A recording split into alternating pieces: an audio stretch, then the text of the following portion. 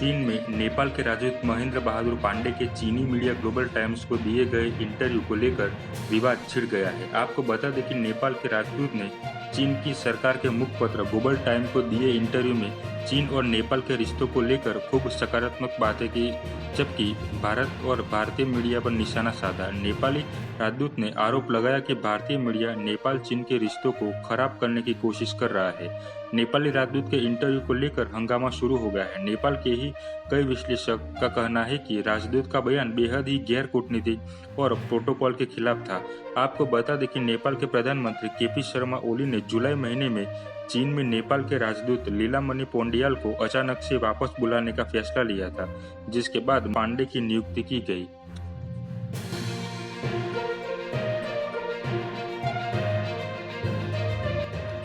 नेपाली राजदूत ने चीन और नेपाल के रिश्तों को अटूट बताते हुए कहा था कि भारतीय मीडिया की फर्जी रिपोर्ट से उनके संबंधों पर कोई फर्क नहीं पड़ने वाला है। नेपाली राजदूत ने कहा, भारतीय मीडिया पूर्वग्रहों से ग्रसित है या फिर गुमराह है, इसीलिए वे इस तरह की फर्जी खबरें और प्रोपेगेंडा छाप रहे हैं, लेकिन ये असलियत है।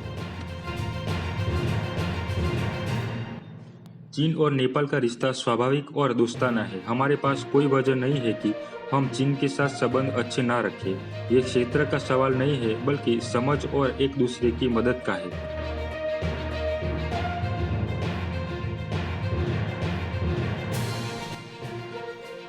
विदेश मामलों के जानकार दिनेश भट्टराई ने नेपाल के प्रमुख अखबार काठमांडू पोस्ट से कहा कि मुझे समझ नहीं आता है कि भारत, चीन या किसी भी देश में हमारे राजदूत उस देश के पक्ष में क्यों बोलने लगते हैं।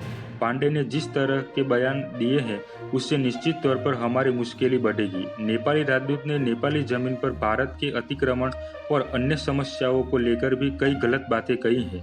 नेपाली राजदूत महेंद्र पांडे ने नेपाल और चीन के रिश्ते की अहमियत बताने में कोई कसर नहीं छोड़ी।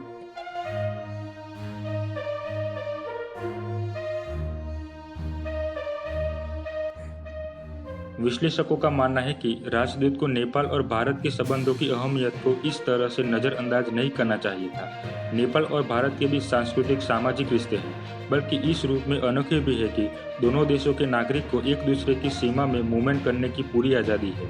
भारत और चीन के बीच संतुलित विदेश नीति बनाना नेपाल के लिए हमेशा एक बहुत बड़ी चुनौती रही है, लेकिन ओली सरकार पर भारत और चीन को लेकर नीति पर अब सवाल खड़े होने लगे हैं। दूसरी तरफ विपक्षी दल भी कह रहे हैं कि नेपाल को भारत के साथ रिश्ते खराब नहीं करने चाहिए।